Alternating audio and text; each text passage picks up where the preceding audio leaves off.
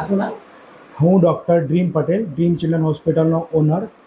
Doctor સાહેબ, તમારે ત્યાં શું ઘટના બની અને શું નામ છે, શું કારણ આપનું? ગઈકાલે એક પેશન્ટ 2 વર્ષની ઉંમર અંદાજિત બાળકે ઘરે ઉંદર મારવાની દવા ખાધી હતી તે બતાવવા માટે આવ્યા હતા. ત્યારે મારા આસિસ્ટન્ટ ડૉક્ટર, નામ ડૉક્ટર મનોજ પ્રજાપતિ, તેમણે એને ચેક કર્યું અને તેમને સલાહ આપી કે જ્યારે પણ ઉંદર મારવાની દવા ખાવાવાળું પોઈઝનવાળું બાળક આવે ત્યારે બાળકને અમે 24થી 48 કલાક ઓબ્ઝર્વેશનમાં રાખીએ અને એને કોઈપણ કોમ્પ્લિકેશન થાય, તાવ આવે, ઉલટી આવે, લૂઝ થાય, એ બધા માટે જોઈએ.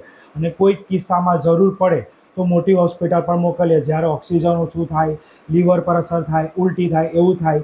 તેમણે એમને શાંતિથી સમજાવ્યું કે આવા પેશન્ટને અમે જનરલી 24થી 48 કલાક ઓબ્ઝર્વેશનમાં રાખતા હોય છે. પેશન્ટે તે વખતે કંઈ નહીં બોલ્યું. તેમણે દાખલ થવાની ના પાડી અને ચાલ્યા ગયા. પછી એ જ પેશન્ટ થોડી વાર પછી પાછું આવ્યું. મારા આસિસ્ટન્ટ ડૉક્ટરને 10થી 12 વાર જોરદાર લાફા માર્યા, ગાળા કરી.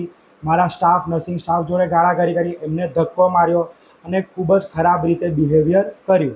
એ પેશન્ટ પાછું સાચી ચિલ્ડ્રન હોસ્પિટલ ગયું, ત્યાં પણ એને એડમિટ થવાની સલાહ આપી. તે પેશન્ટ ત્યાં પણ એડમિટ નહીં થયું.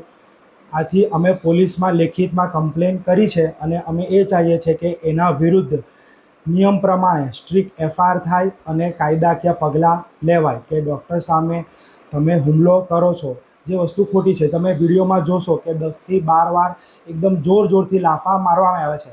તેમણે કંઈ જ એ રીતે કીધું નહીં હોય કે ઉશ્કેર્યા હોય કે એમને કોઈ ખરાબ રીતે વાત કરી હોય. એકદમ શાંતિથી સમજાવ્યું કે ભાઈ દાખલ થવાની જરૂર છે, તમારે નહીં દાખલ થવું હોય તો કંઈ વાંધો નહીં.